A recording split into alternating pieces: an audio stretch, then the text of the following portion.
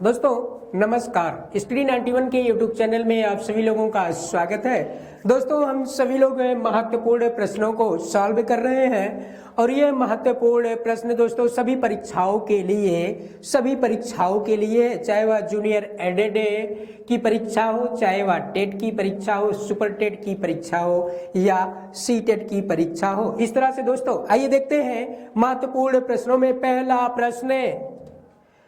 प्रश्न है दोस्तों, अस्मद शब्द का षष्ठी बहुवचन रूप है। अस्मद शब्द का षष्ठी बहुवचन रूप है युष्माकम, युष्मास, मम, तव। युष्माकम, युष्मास, मम और तव। इस तरह से दोस्तों इस तरह से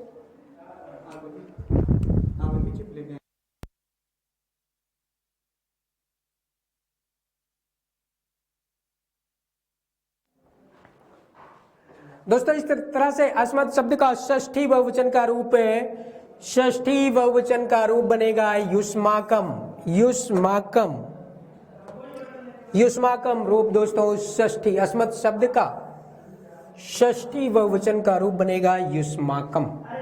अगर दोस्तों बहुवचन के रूप को हम लोग देखें तो हम कहते हैं वयम अस्मान अस्माभि अस्मभ्यम अस्मत् अस्माकम अस्मासु। और अस्मत् शब्द का दोस्तों युष्मद शब्द है, इसको युष्मद शब्द है।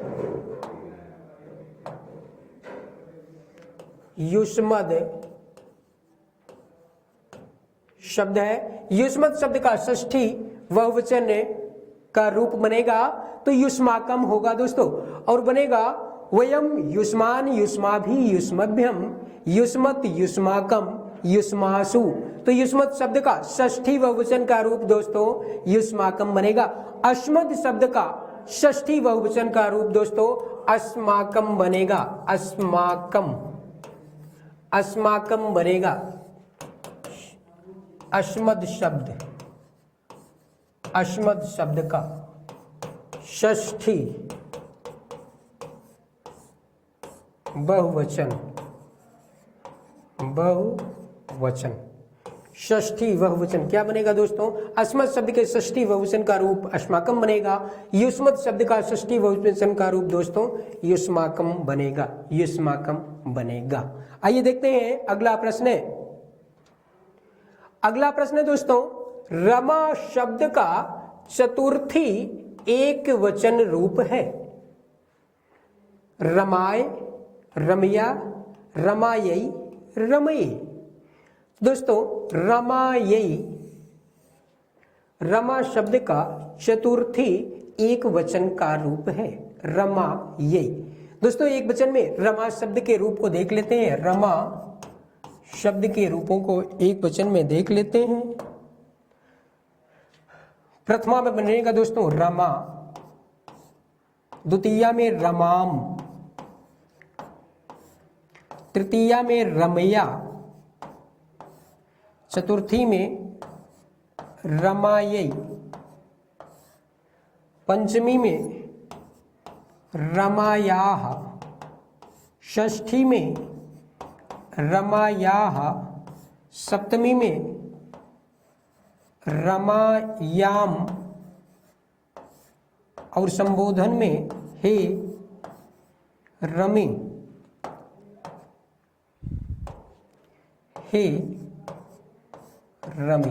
इस तरह से दोस्तों रमा शब्द का एक वचन में जो रूप चलता है सभी विभक्तियों में होता है रमा रमाम रमया रमायई, रमा रमाम रमया रमायई, रमाया रमाया रमायाम रमे, रमा रमाम रमया रमायई, रमाया रमाया रमायाम रमे।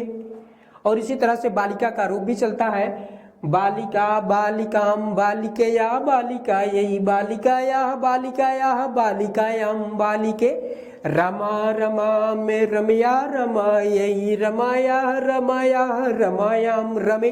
इस तरह से दोस्तों रमायई बनेगा। विकल्प ए, बी और डी ये गलत है। आइए देखते हैं अगला प्रश्न दोस्तों, आर्ष काव्य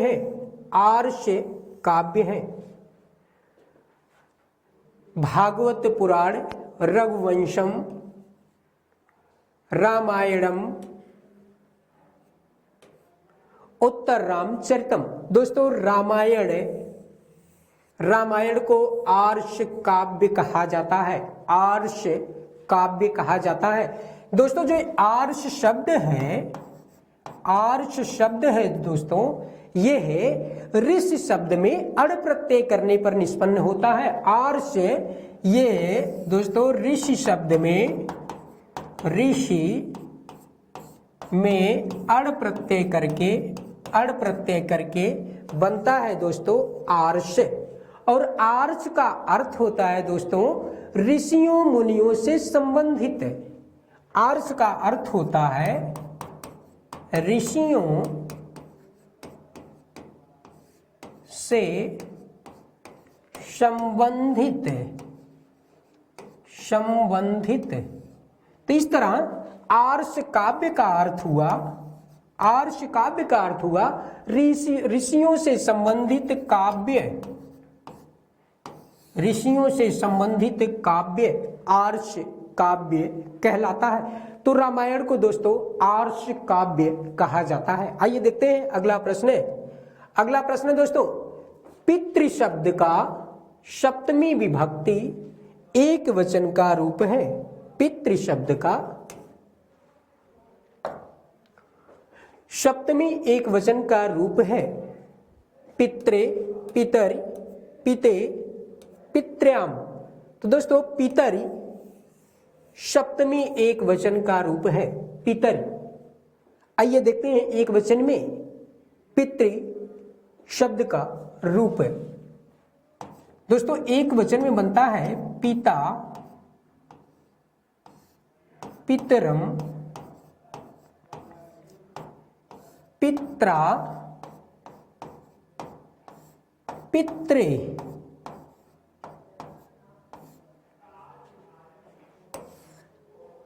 दोस्तों ये प्रथमा विभक्ति है, द्वितीया विभक्ति, तृतीया विभक्ति, चतुर्थी विभक्ति, पंचमी, षष्ठी, सप्तमी और संबोधन। प्रथमा, द्वितीया, तृतीया, चतुर्थी में बनेगा दोस्तों पिता, पितरम, पित्रा, पित्रे। पंचमी में पितुः बनता है, पितुः। षष्ठी में भी पितुः बनता है, पितुः। सप्तमी में पितरी, पितरी। और संबोधन में हे पिता। इस तरह से दोस्तों बना पिता, पितरम, पित्रा, पित्रे, पितुः, पितुः, पितरी हे पिता। पिता, पितरम, पित्रा, पित्रे, पितुः, पितुः, पितरी हे पिता। पिता, पितरम, पित्रा, पित्रे, पितुः, पितुः, पितरी हे पिता।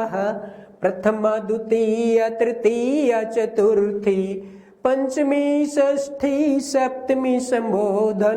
पिता, पितरम, पित्रा, पित्रे, पिता, पितरम, पित्रा, पित्रे, पितुः, पितुः, पितरी हे पिता। पितुः, पितुः, पितरी हे पिता। प्रथमा, द्वितीया, तृतीया, चतुर्थी, पंचमी, षष्ठी, सप्तमी संबोधन। पिता, पितरम, पित्रा, पित्रे, पितुः, पितुः, पितरी हे पिता। पिता, पितरम, पित्रा, पित्रे, पितुः, पितुः, पितरी हे पिता। इस तरह से दोस्तों पितृ शब्द का सप्तमी एक वचन में बनेगा पितरी। आइए देखते हैं अगला प्रश्न है दोस्तों, इक प्रत्याहार के अंतर्गत आने वाले वर्ण हैं। इक प्रत्याहार के अंतर्गत आने वाले वर्ण हैं ई, उ, ड़, री। आ, ई, उ, ड़, ई, उ, री, आ, ई, उ, री। दोस्तों ई, उ, री, ये ऑप्शन आपका सही हो जाएगा। ये ऑप्शन सी सही है। इक प्रत्याहार के अंतर्गत आने वाले वर्ण हैं ई, उ, री। दोस्तों यही अगर प्रत्याहार का शाब्दिक अर्थ अगर हम लोग देख लें, प्रत्याहार को देख लें, तो प्रत्याहार का शाब्दिक अर्थ है प्रत्याहार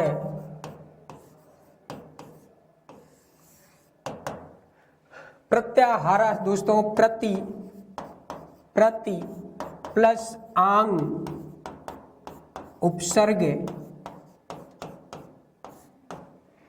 री धातु है, री धातु है एवं घय प्रत्यय है, घय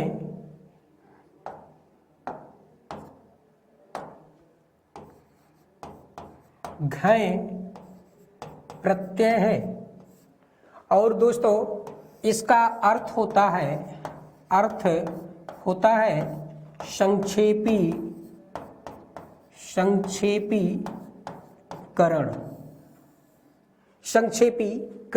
दोस्तों ये संक्षेपीकरण वर्णों का होता है, संक्षेपीकरण वर्णों का होता है, वर्णों का संक्षेपीकरण प्रत्ययों का भी होता है, प्रत्ययों का भी होता है। और यही संक्षेपीकरण दोस्तों आगम आदि का भी होता है। तो इस तरह से दोस्तों वर्णों का संक्षेपीकरण प्रत्याहार कहलाता है। और संक्षेपीकरण प्रत्यय का भी होता है, जैसे सु औजस सुप प्रत्यय तिंग प्रत्यय आदि।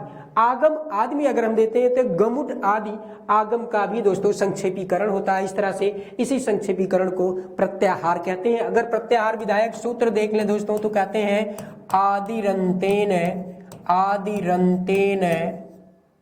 संहिता, आदिरंतेन संहिता प्रत्याहार विधायक के सूत्र है दोस्तों, सूत्र आदिरंतेन संहिता। अगर प्रत्याहारों की संख्या देख ले दोस्तों तो प्रत्याहारों की कुल संख्या 42 है। कितनी है दोस्तों? 42 है। कुछ व्याकरणों के अनुसार दोस्तों 43 है या 44 भी मानी जाती है, लेकिन टेट सुपर टेट आदि की परीक्षाओं के लिए दोस्तों 42 से प्रत्याहार है, 42 से प्रत्याहार है। एक और महत्वपूर्ण प्रश्न उठता है दोस्तों कि माहेश्वर सूत्र का मुख्य उद्देश्य क्या है? तो माहेश्वर सूत्र का मुख्य उद्देश्य प्रत्याहार निर्माण करना है, प्रत्याहार निर्माण करना है। किसका? माहेश्वर सूत्र का। माहेश्वर सूत्र का मुख्य उद्देश्य प्रत्याहार निर्माण करना है। इस तरह से दोस्तों हम लोगों ने देख लिया प्रत्याहार से संबंधित है कुछ महत्वपूर्ण बिंदुओं को। आइए देखते हैं अगला प्रश्न है। अगला प्रश्न है दोस्तों माहेश्वर सूत्रों की संख्या है 14, 24, 12 या 18। तो 14 है दोस्तों। माहेश्वर सूत्रों की संख्या कितनी है? 14 है। माहेश्वर सूत्र को ही दोस्तों हम लोग शिव सूत्र कहते हैं, शिव सूत्र कहते हैं। इसे ही दोस्तों, इसे ही पाणिनि सूत्र कहा जाता है, पाणिनि सूत्र कहा जाता है। इसे ही चतुर्दश सूत्र कहा जाता है। इसे ही दोस्तों, इसे ही प्रत्याहार सूत्र कहा जाता है। इसे ही वर्ण समाम्नाय सूत्र कहा जाता है।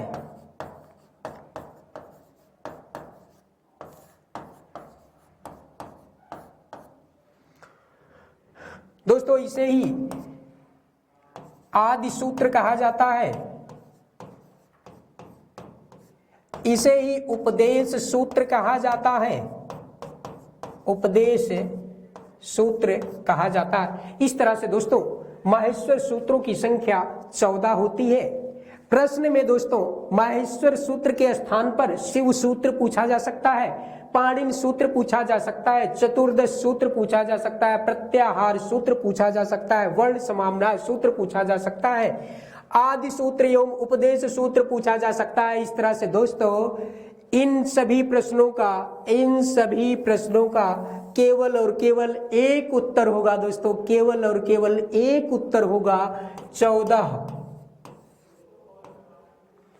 इस तरह से हम लोगों ने माहेश्वर सूत्रों के, अगर माहेश्वर सूत्र को देखें दोस्तों तो पहला सूत्र है आ ई ऊड़े रील री के ए ओंगे ऐ औच हा ये वरटे लाड़े न्या मंगण नम झा भाइये घढ़ धश जब गड दश खफ छठ थ चट तव कपय श श र हा ल।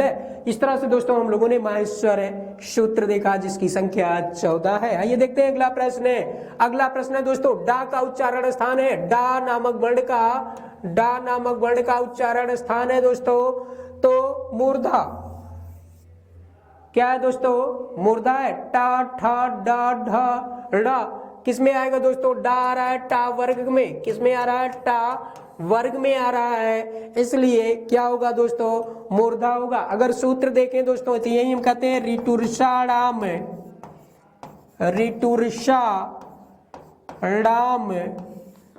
मूर्धा, ऋतुर्षाणाम मूर्धा। री अथवा री के 18 भेद सहित टू से तात्पर्य है दोस्तों टू अर्थात टा वर्ग रा और श, इन वर्णों को दोस्तों मूर्धा नामक स्थान से उच्चरित किया जाता है, मूर्धा नामक स्थान से उच्चरित किया जाता है। इस तरह से दोस्तों ऋतुर्षाणा मूर्धा सूत्र के अनुसार डा वर्ण का उच्चारण स्थान है मूर्धा। इसी को दोस्तों हम लोगों ने एक बार देखा था रीठा का प्रयोग किसके लिए किया जाता है दोस्तों? रीठा का प्रयोग सर धुलने के लिए। तो हम लोगों ने इसे संक्षेप में देखा और कहा कि रीठा से सर धुलिए, रीठा से सर धुलिए, रीठा से सर धुलिए। इस तरह से दोस्तों री अथवा री ठा से तात्पर्य हुआ टा ठा डा ढा डा और रा तथा शा को दोस्तों यहाँ हम लोग इसको मूर्धन्य शा समझते हैं। तो इस तरह से रीठा से सर धुलिए और सर कहते हैं मूर्धा को, सर किसको कहते हैं? मूर्धा को। तो इस तरह से स्पष्ट होता है कि री और टा वर्ग रा और शा यह मूर्धा नामक स्थान से उच्चरित होते हैं। सूत्र है ऋतुर्षाणाम मूर्धा। आइए देखते हैं अगला प्रश्न है। अगला प्रश्न है दोस्तों चौर भयम पद में प्रयुक्त तत्पुरुष समास किस विभक्ति का है? किस विभक्ति का है पूछा जा रहा है दोस्तों, विभक्ति।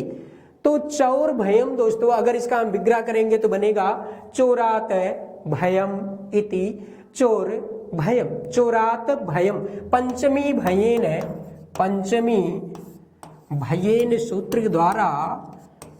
भयेन सूत्र द्वारा दोस्तों यह है पंचमी विभक्ति का उदाहरण है चौर भयम, चोरात भयम इति चौर भयम। पंचमी विभक्ति, पंचमी भयेन सूत्र है दोस्तों, सूत्र है।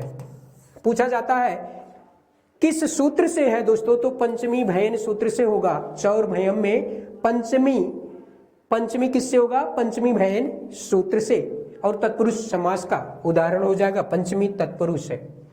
पितृन शब्द में विभक्ति और वचन है, पितृन शब्द में विभक्ति और वचन है।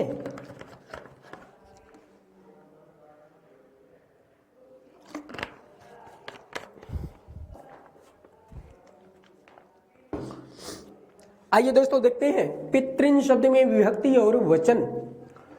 द्वितीया एक वचन, द्वितीया बहुवचन, तृतीया एक वचन, प्रथमा बहुवचन। तो दोस्तों द्वितीया बहुवचन पितृन शब्द बनेगा दोस्तों। अगर द्वितीया बहुवचन के रूप को देखें तो बनेगा सभी विभक्तियों में रूप बनेगा पितरः पितृन पितृभिः पितृभ्यः पितृभ्यः पितॄणाम पितृषु पितरः।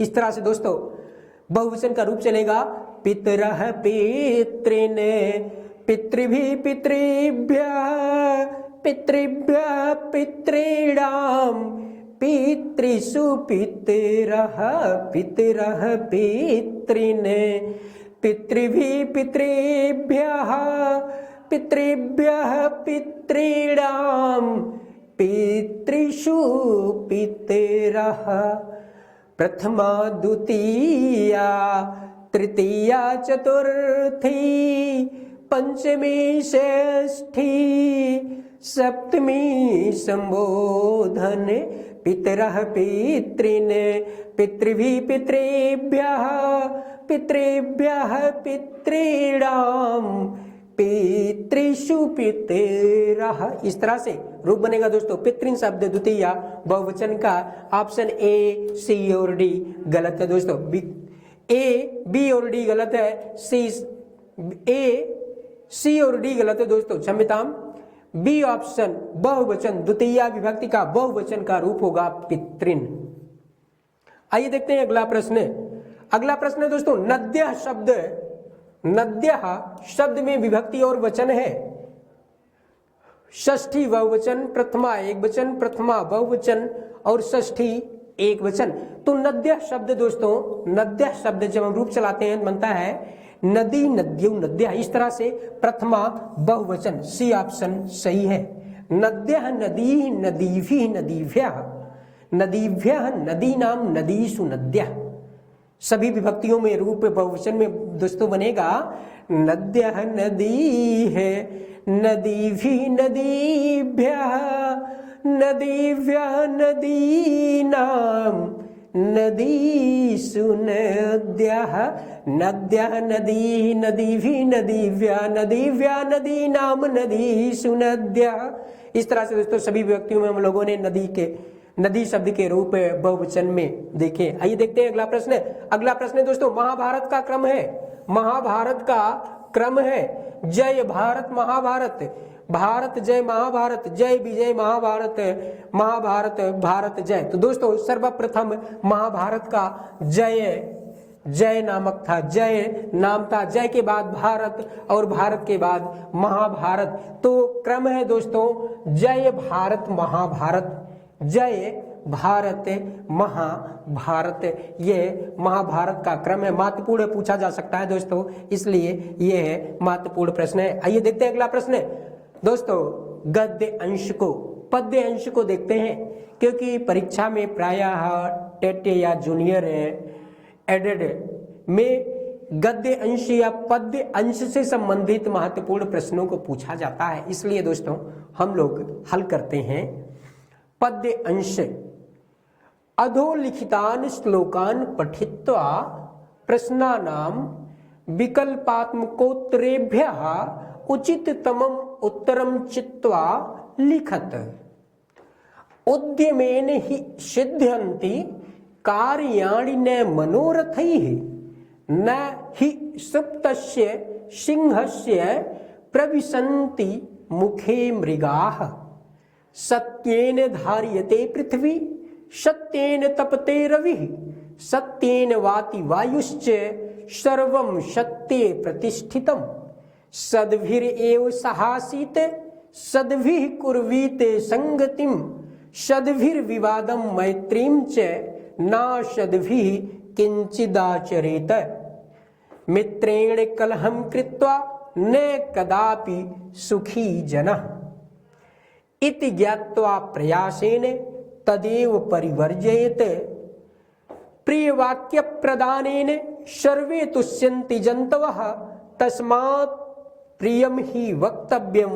वचने का दरिद्रता, वचने का दरिद्रता।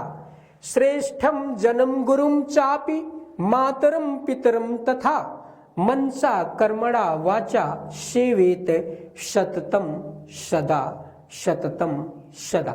दोस्तों आइए देखते हैं इससे संबंधित महत्वपूर्ण प्रश्न को। सर्वम कस्मिन प्रतिष्ठितम, प्रश्न है सर्वम कस्मिन प्रतिष्ठितम, तो उत्तर होगा दोस्तों सत्य। सर्वम सत्ये प्रतिष्ठितम, सर्वम सत्ये प्रतिष्ठितम। बी, सी और डी गलत ऑप्शन है दोस्तों। इस तरह से प्रश्न, पहले प्रश्न का सर्वम कस्मिन प्रतिष्ठितम, अगर पद्य अंश में देखें दोस्तों तो पद्य अंश में पूरी की पूरी पंक्ति ही दोस्तों है सर्वम सत्य प्रतिष्ठितम, और पद्य अंश से ही दोस्तों उत्तर देना होता है, पद्य या गद्य अंश से ही संबंधित उत्तर को देना होता है। पूछा जा रहा है कि सर्वम सत्य प्रतिष्ठितम, सर्वम सत्य प्रतिष्ठितम। आइए देखते हैं अगला प्रश्न, कई न किंचिद आचरेते, कई न किंचिद आचरेते, प्रश्न का हिंदी अगर देखें दोस्तों तो है किसके द्वारा न किंचित कुछ भी आचरण नहीं किया जाता है, न आचरित न किंचित आचरित, कई किसके द्वारा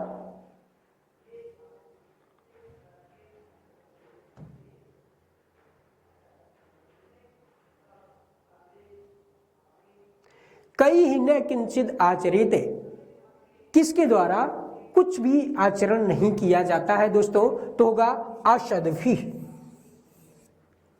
आषद्भिः किन्ने किंचित आचरेत। अगर उसमें देखें दोस्तों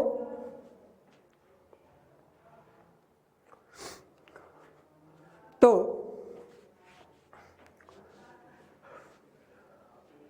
श्लोक में देखते हैं पूछा जा रहा है कई ने किंचिद आचरित।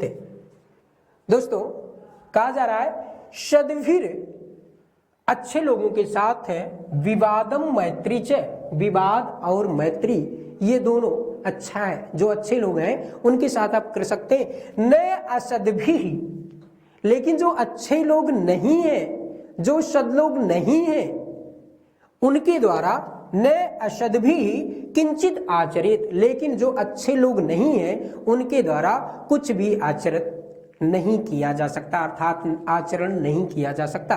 तो यहां उत्तर होगा न असद्भिः, कई ही असद्भिः। इस तरह से दोस्तों कई न किंचित आचरेत, असद्भिः न किंचित आचरेत। आइए देखते हैं अगला प्रश्न है केन कार्याणि सिद्ध्यन्ति, किसके द्वारा कार्य सिद्ध होते हैं। तो उद्यमेन, उद्यम करने पर दोस्तों, उद्यमेन ही सिद्ध्यन्ति, उद्यम, क्योंकि उद्यम करने पर कार्य सिद्ध होता है। न मनोरथैः, केवल इच्छा मात्र या कहीं मनोकामना मात्र कर लेने से कार्य सिद्ध नहीं होता है। इसी को दोस्तों कहा गया केन कार्याणि न सिद्ध्यन्ति, किसके द्वारा कार्य सिद्ध नहीं होता है दोस्तों। केन कार्याणि सिद्ध्यन्ति, किसके द्वारा कार्य सिद्ध होते हैं, तो कहते हैं उद्यमेन ही सिद्ध्यन्ति, क्योंकि उद्यम के द्वारा ही कार्य सिद्ध होते हैं। तो पहला ऑप्शन सही होगा, केन कार्याणि सिद्ध्यन्ति, उद्यमेन कार्याणि सिद्ध्यन्ति, उद्यम के द्वारा कार्य सिद्ध होता है।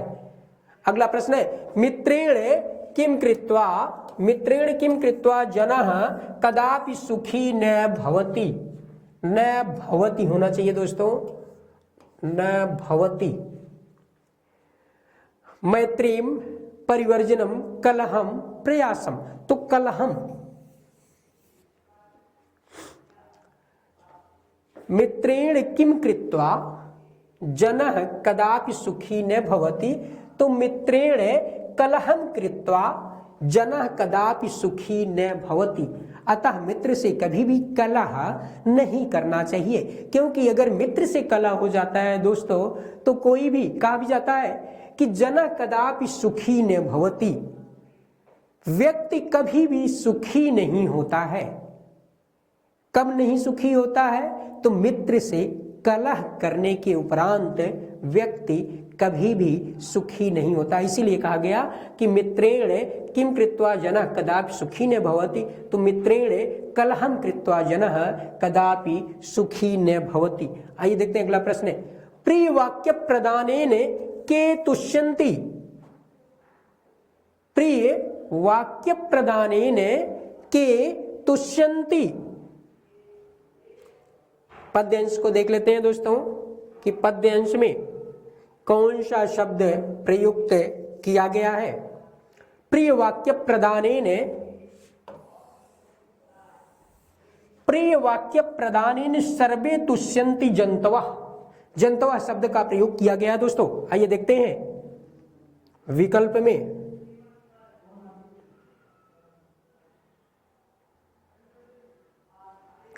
प्रिय वाक्य प्रदानेन के तुष्यन्ति जन्तवः,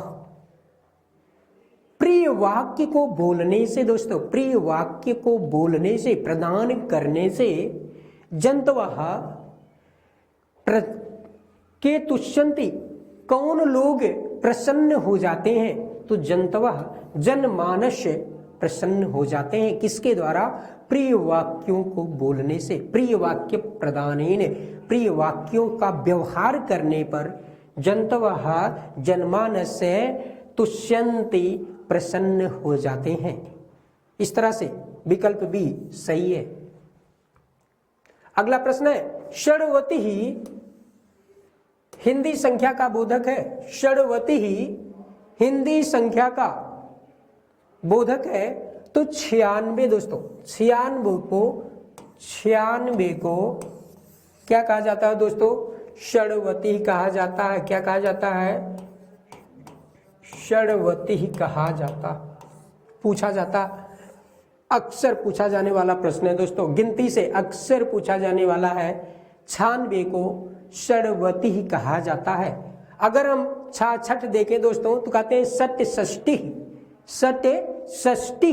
अगर 67 देखें तो सप्त षष्टि, और 36 देखें तो सट त्रिंशत, सट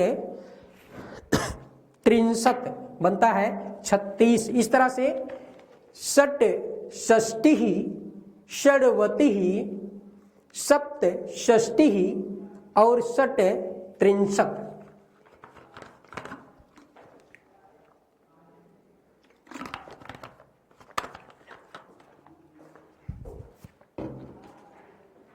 आइए देखते हैं अगला प्रश्न।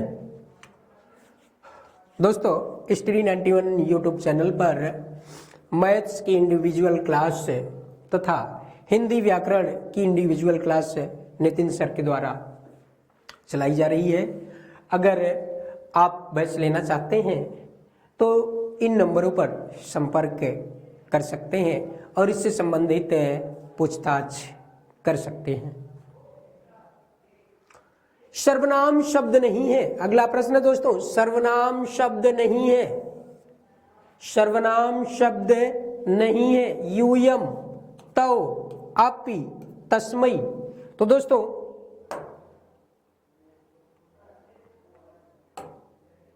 अपि शब्द सर्वनाम नहीं है। अपि शब्द सर्वनाम नहीं है। यूयम, जिसे अगर हम देखें दोस्तों तो प्रातिपदिक में बनेगा तो हम युष्मद, क्या बनेगा? युष्मद शब्द का रूप है। तौ भी, ये सब सर्वनाम है। यूयम, तौ, तस्मै, ये सर्वनाम, सर्वनाम रूप हैं, सर्वनाम रूप हैं। लेकिन अपि, अपि सर्वनाम नहीं है। देखते हैं दोस्तों सर्वनाम किसे कहते हैं। सर्वनाम किसे कहते हैं? सर्वनाम सबसे पहले दोस्तों देखते हैं संज्ञा किसे कहते हैं। संज्ञा, तो संज्ञा दोस्तों नाम, नाम को संज्ञा कहते हैं। संज्ञा कहते हैं, नाम को संज्ञा कहते हैं। और सर्वनाम नाम के बदले जो प्रयुक्त होता है उसे ही हम सर्वनाम कहते हैं। तो इसी नाम के बदले, नाम के बदले प्रयुक्त होने वाला क्या कहलाएगा दोस्तों? सर्वनाम कहलाएगा। जो नाम के बदले प्रयुक्त होता है सर्वनाम कहलाता है। जैसे वह, जैसे सह, तद के अर्थ में जैसे वह, जैसे सा, जैसे ऐसा, जैसे तुम, तो ये सब दोस्तों सर्वनाम रूप हैं, सर्वनाम रूप है, सर्वनाम शब्द के रूप हैं। इस तरह से अपि शब्द सर्वनाम नहीं है। आइए देखते हैं अगला प्रश्न। अगला प्रश्न है दोस्तों, स्वस्ति पद के योग में प्रयोग की जाने वाली विभक्ति है। तो दोस्तों सूत्र है नमः स्वस्ति स्वाहा स्वधा अलम बसट योगाच। तो इस तरह से दोस्तों नमः के अर्थ में, स्वस्ति के अर्थ में, स्वाहा के योग में, स्वधा के योग में, अलम के योग में, वसट के योग में चतुर्थी विभक्ति का प्रयोग किया जाता है। किसका प्रयोग किया जाता है दोस्तों? तो चतुर्थी विभक्ति का प्रयोग किया जाता है। नमः स्वस्ति स्वाहा स्वधा अलम वसट योगा चतुर्थी, चतुर्थी होगी दोस्तों। इस तरह से स्वस्ति के योग में, स्वस्ति के योग में, नमः के योग में क्या होगा? चतुर्थी विभक्ति का प्रयोग किया जाएगा। आइए देखते हैं अगला प्रश्न। अगला प्रश्न है दोस्तों, महाकाव्य की कथा वस्तु होती है मिश्रित, कवि कल्पित, इतिहास प्रसिद्ध है, और उपर्युक्त में से कोई नहीं तो इतिहास प्रसिद्ध होती है दोस्तों। महाकाव्य की कथा वस्तु इतिहास प्रसिद्ध होती है, इतिहास प्रसिद्ध होती है। महाकाव्य की कथा वस्तु। अगला प्रश्न है दोस्तों, महाकवि कालिदास द्वारा रचित विरचित नाटक है। महाकवि कालिदास द्वारा विरचित नाटक है। रघुवंशम, कुमार संभवम, मालविकाग्निमित्रम, मेघदूतम। तो दोस्तों मालविकाग्निमित्रम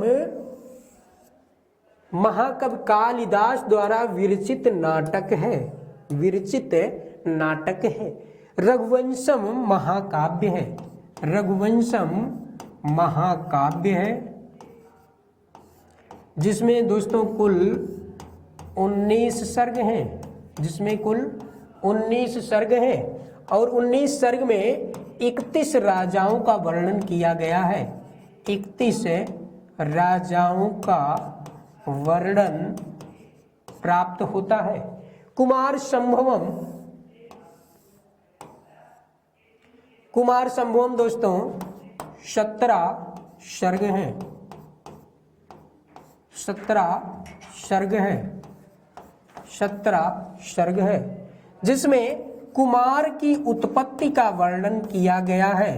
कुमार की उत्पत्ति का वर्णन किया गया है। कुमार की उत्पत्ति का वर्णन। मेघदूतम दोस्तों कुमार संभवम भी महाकाव्य के अंतर्गत आता है, महाकाव्य के अंतर्गत आता है। और मेघदूतम खंड काव्य है, खंड काव्य है, जिसमें यक्ष और यक्षिणी के विरह का वर्णन किया गया है। दोस्तों कहा भी जाता है कि अगर हम देखें मेघदूतम को तो खंड काव्य कहते हैं, या इसी ही गीति काव्य कहते हैं, गीति काव्य भी कहते हैं। अगर खंड काव्य को देखें तो कहते हैं खंड काव्यम भवेत काव्यस्य एक देशानुसारी, यानी कि खंड काव्य में एक पक्ष का वर्णन किया जाता है। खंड काव्य में एक पक्ष का वर्णन किया जाता है।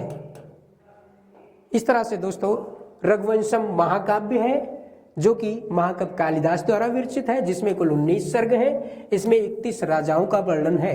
कुमार संभवम महाकाव्य, जिसमें कुल 17 सर्ग हैं, जिसमें कुमार की उत्पत्ति का वर्णन किया गया है। मालविकाग्निमित्रम दोस्तों यह महाकवि कालिदास विरचित नाटक है, जिसमें मालविका और अग्निमित्र, मालविका और अग्निमित्र की कथा वर्णित है।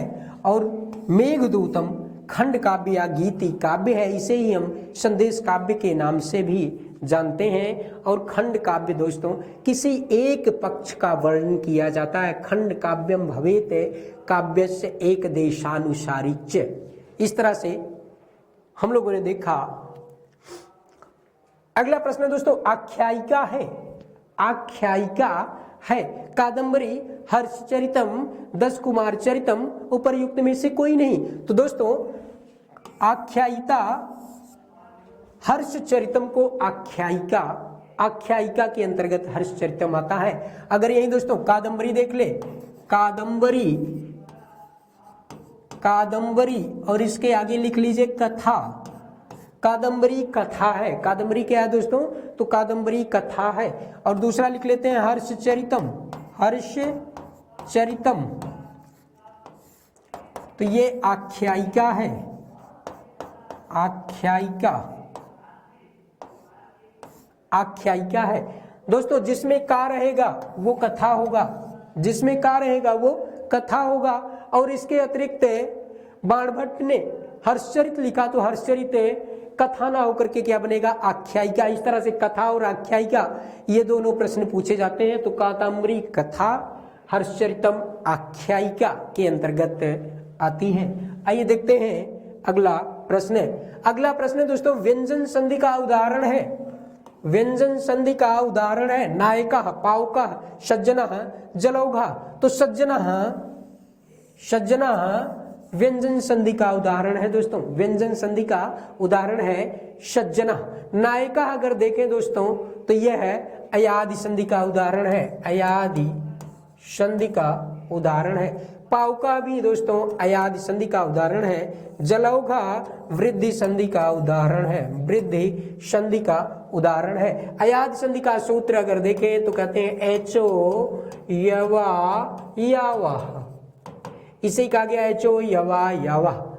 और अगर वृद्धि संधि का कहते हैं वृद्धि रेच, वृद्धि रेच। और सज्जना देखें दोस्तों तो व्यंजन संधि का उदाहरण है।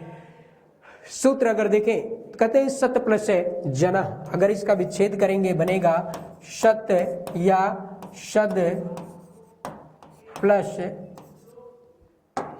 शद प्लस जना बराबर सज्जना। अगर इसमें दोस्तों सूत्र देखें तो कहते हैं यह है शुत्व, शुत्व संधि है, शुत्व संधि है।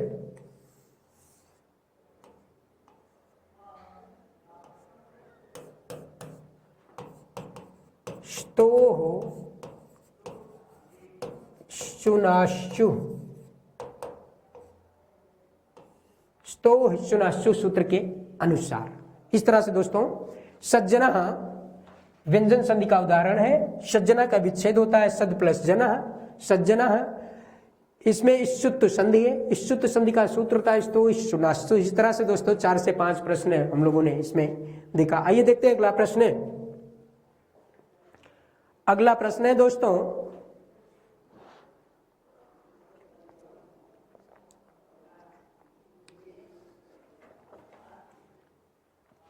मृच्छकटिकम में कितने अंक हैं, मृच्छकटिकम में कितने अंक हैं। तो दोस्तों मृच्छकटिकम में 10 अंक हैं, मृच्छकटिकम में 10 अंक है। मृच्छकटिकम के रचनाकार अगर देखें दोस्तों तो शूद्रक हैं, शूद्रक,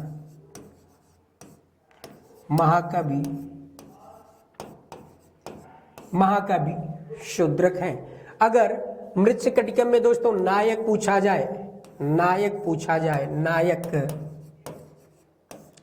तो चारुदत्त है दोस्तों, चारुदत्त है। और नायक अर्थात चारुदत्त की पत्नी है, पत्नी का नाम है दोस्तों धूता। क्या नाम है, धूता। और प्रेमिका, प्रेमिका का नाम है दोस्तों वसंत सेना, वसंत सेना। इस तरह से हम लोगों ने देखा मृच्छकटिकम में 10 अंक हैं। मृच्छकटिकम महाकवि शूद्रक द्वारा विरचित है। मृच्छकटिकम का नायक चारुदत्त है और चारुदत्त की पत्नी धूता तथा इसकी प्रेमिका वसंत सेना है। आइए देखते हैं अगला प्रश्न। अगला प्रश्न दोस्तों उत्तम पुरुष से संबंधित सर्वनाम शब्द है। उत्तम उत्तम पुरुष से संबंधित पुरुष दोस्तों तीन प्रकार के हुए, प्रथम पुरुष, मध्यम पुरुष, उत्तम पुरुष। पहले इसको देख लेते हैं। प्रथम पुरुष, मध्यम पुरुष और उत्तम पुरुष। उत्तम पुरुष यही दोस्तों, प्रथम पुरुष में जैसे श आता है, स आता है या श आएगा, श या सा, तथा संज्ञा, शब्द आदि। तथा मध्यम पुरुष में युष्मद जैसे त्वम, युवाम, यूयम, त्वम युवाम यूयम। और उत्तम पुरुष में दोस्तों अश्मद शब्द, अहम, आवाम, वयम। इस तरह से दोस्तों उत्तम पुरुष से संबंधित सर्वनाम अगर देखें तो आएगा अहम, आवाम, वयम, अहम, आवाम, वयम। तो यहां दोस्तों वयम शब्द यह है उत्तम पुरुष से संबंधित सर्वनाम है। युवाम यह है, युवाम ये मध्यम पुरुष से संबंधित है, और शह दोस्तों ये प्रथम पुरुष से संबंधित सर्वनाम है। आइए देखते हैं अगला प्रश्न। दोस्तों सुपर टेट का बैच स्टडी 91 के यूट्यूब चैनल पर चल रहा है, आप इसे ले सकते हैं और जानकारी के लिए आप इन नंबरों पर कॉल कर सकते हैं। आइए देखते हैं अगला प्रश्न।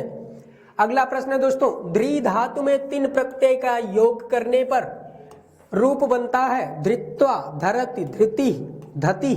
तो दोस्तों बनेगा धृति। तीन प्रत्यय का योग करेंगे तो बनेगा धृति। इस तरह से धृति, कृति, प्रकृति, गति, यह सब दोस्तों कहीं ना कहीं तीन प्रत्यय का योग करने पर निष्पन्न होता है। तो इस तरह से बनेगा धृति ही शब्द। आइए देखते हैं अगला प्रश्न। अगला प्रश्न है दोस्तों, पक्षियों द्वारा पालित नायिका है, पक्षियों द्वारा पालित नायिका है शकुंतला, दमयंती, द्रौपदी, उर्वशी। शकुंतला, शकुंतैः लालिताः पालिताः इति। शकुंतला दोस्तों, शकुंतला जो शकुंतैः करने का तात्पर्य, जो शकुंतई का अर्थ होता है दोस्तों जो पक्षियों के द्वारा जिसका लालन पालन किया गया है उसे ही हम कहते हैं शकुंतला। शकुंतैः लालिताः पालिताः, शकुंतला, लालिताः पालिताः इति शकुंतला। आइए देखते हैं अगला प्रश्न।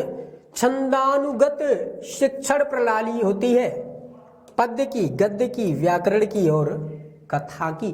तो दोस्तों छंद से बद्ध जो शिक्षण प्रणाली होती है वो पद्य काव्य की होती है। किसकी होती है? पद्य काव्य की होती है। बी, सी और डी नहीं होगा। अगला प्रश्न है दोस्तों, शतकत्रय के रचनाकार हैं, शतकत्रय के रचनाकार हैं दोस्तों आचार्य भर्तृहरि। आचार्य भर्तृहरि को शतकत्रय का रचनाकार कहा जाता है। दोस्तों अगर इनकी रचनाओं को देखें, इनकी रचनाओं को देखें तो पहली रचना, दूसरी रचना और तीसरी रचना नीति शतकम, नीति शतकम। दोस्तों अक्सर पूछा जाता है नीति शतकम रचना किसकी है, तो आप कहते हैं भर्तृहरि की है। नीति शतकम किसकी रचना है? भर्तृहरि की रचना है। वैराग्य शतकम, वैराग्य शतकम और श्रृंगार, श्रृंगार शतकम।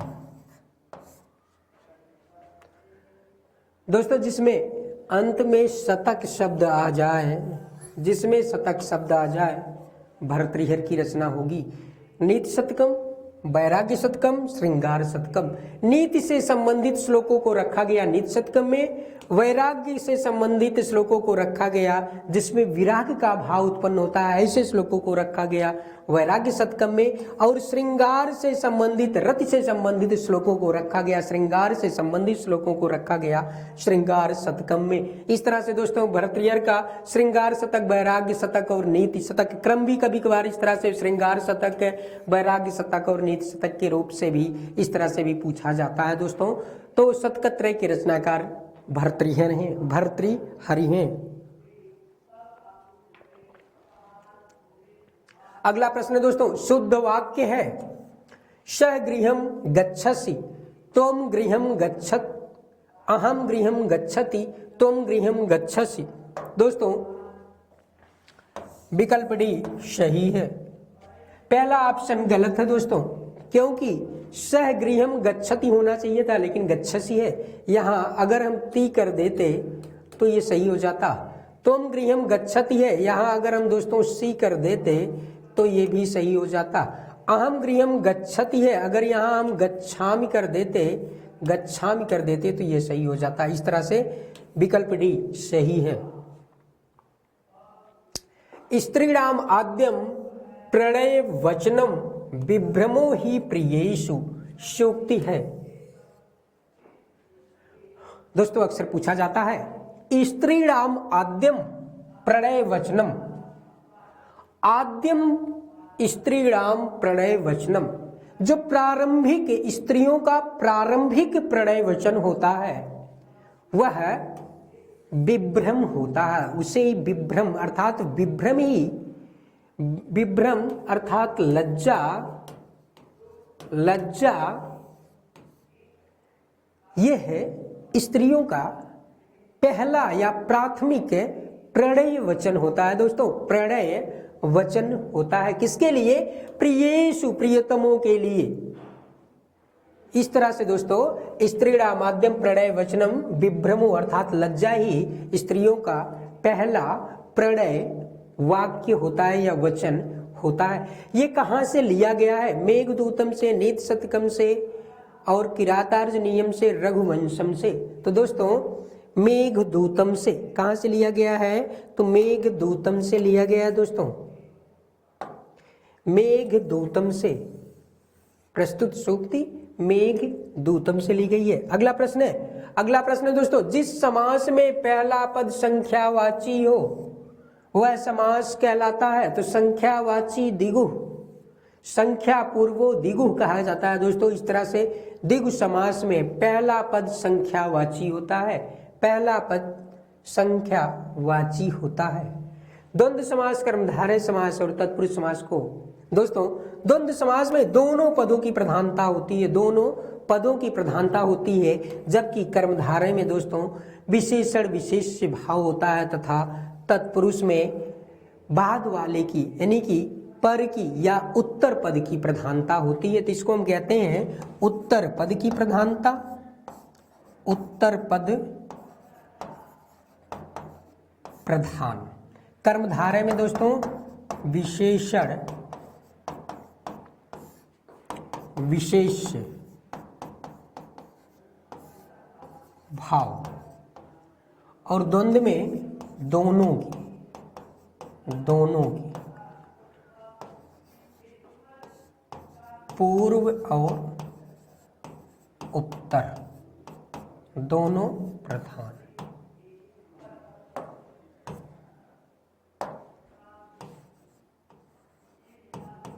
दोनों प्रधान और दिग में दोस्तों संख्या।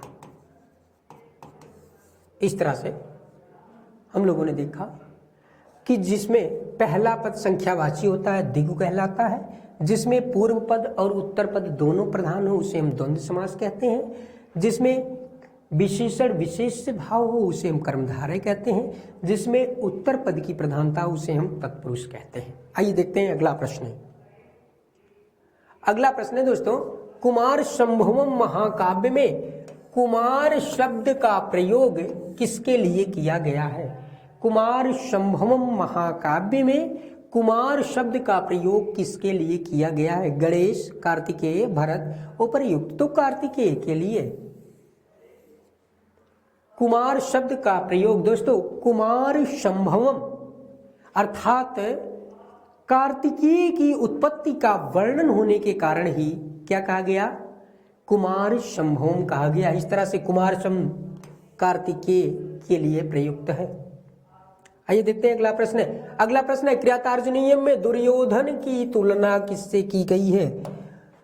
किरातार्जुनीयम में दुर्योधन की तुलना किससे की गई है, सुक से, सिंह से, उरग से, हाथी से। तो उरग से, सर्प से की गई है दोस्तों। दुर्योधन की तुलना उरग से की गई है।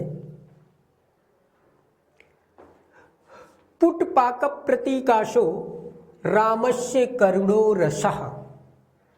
पुटपाक प्रतीकाशो रामस्य करुणो रसः किस कवि से संबद्ध है, किस कवि से संबद्ध है दोस्तों। तो यह है भवभूति से है, भवभूति से है दोस्तों। उत्तर रामचरितम, उत्तर रामचरितम सूक्ति कहां से ली गई है दोस्तों, तो उत्तर रामचरितम से ली गई है, उत्तर रामचरितम से ली गई है। उत्तर रामचरितम के रचयिता भवभूति हैं। इस तरह से पुटपाक प्रतीकाशो रामस्य करुणो रसा किस कवि से संबंधित है, तो कवि का नाम आएगा भवभूति और ग्रंथ का नाम उत्तर रामचरितम। अगला प्रश्न है आदि कवि की उपाधि से विभूषित हैं व्यास, कालिदास, वाल्मीकि, तुलसीदास।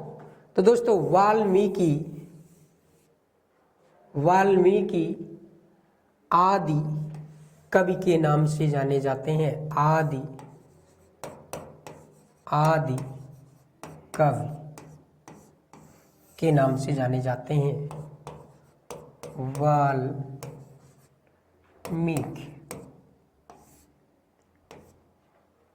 अगर दोस्तों यही पूछा जाए आदि काव्य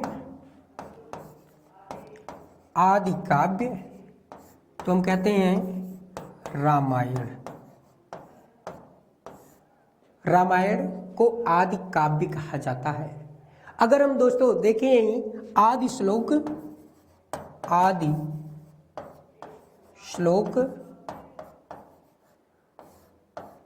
लौकिक संस्कृत साहित्य का आदि श्लोक दोस्तों तो कहते हैं हम अनुष्टुप छंद। अनुष्टुप छंद में, और ये है मा निषाद प्रतिष्ठाम।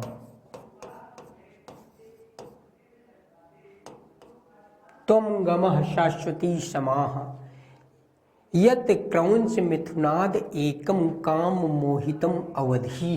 इस तरह से अगर आदि श्लोक देखेंगे दोस्तों तो मा निषाद प्रतिष्ठाम, उसमें कौन सा छंद है, तो अनुष्टुप छंद है। आदि श्लोक अनुष्टुप छंद में है दोस्तों, और श्लोक है मा निषाद प्रतिष्ठाम, जो कि लौकिक संस्कृत साहित्य का पहला अनुष्टुप छंद में है दोस्तों।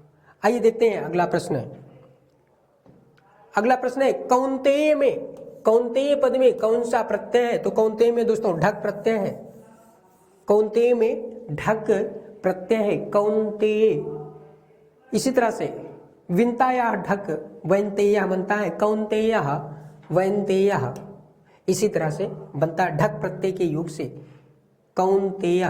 कर्तृ शब्द में कौन सा प्रत्यय है, तो कर्तृ शब्द में त्रिच प्रत्यय है। त्रिच प्रत्यय तव्य गलत है, तव्यत गलत है, ये अनियर है दोस्तों, अनियर ये भी गलत है। तो इस तरह से त्रिच प्रत्यय, कर्तृ शब्द में त्रिच प्रत्यय। अगला प्रश्न है शिशुपाल वधम महाकाव्य का मूल स्रोत है।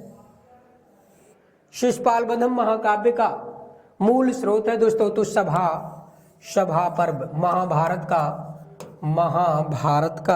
सभा पर्व, महाभारत का सभा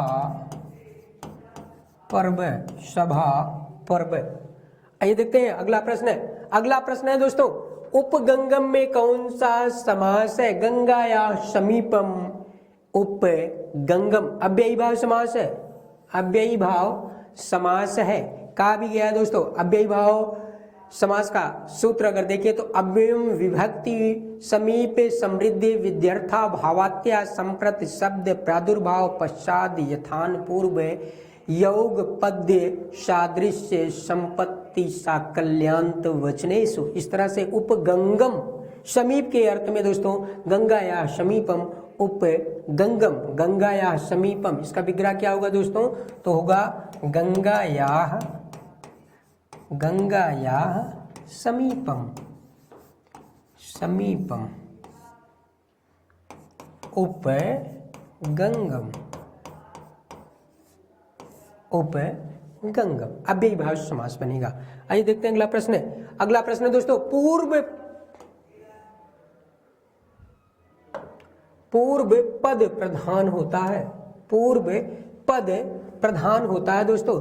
तो जिसमें पूर्व पद की प्रधानता हो उसे हम अव्ययी भाव समास कहते हैं, और जिसमें उत्तर पद प्रधान हो, उत्तर पद प्रधान हो उसे हम तत्पुरुष कहते हैं। और बहुब्रीहि में दोस्तों अन्य पद की प्रधानता होती है, अन्य पद की प्रधानता होती है। और द्वंद्व में दोस्तों दोनों को प्रधान, दोनों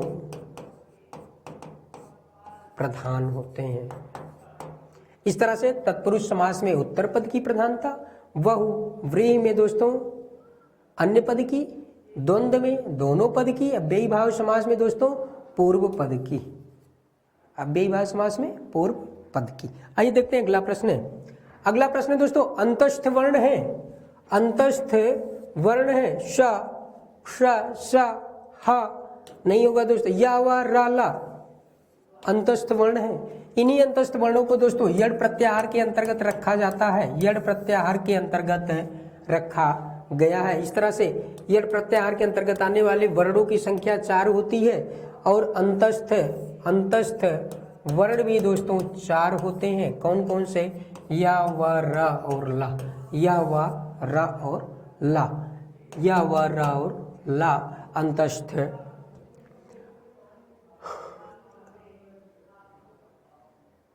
दोस्तों आज के लिए बस इतना ही, मिलते हैं अगली कक्षा में। धन्यवाद।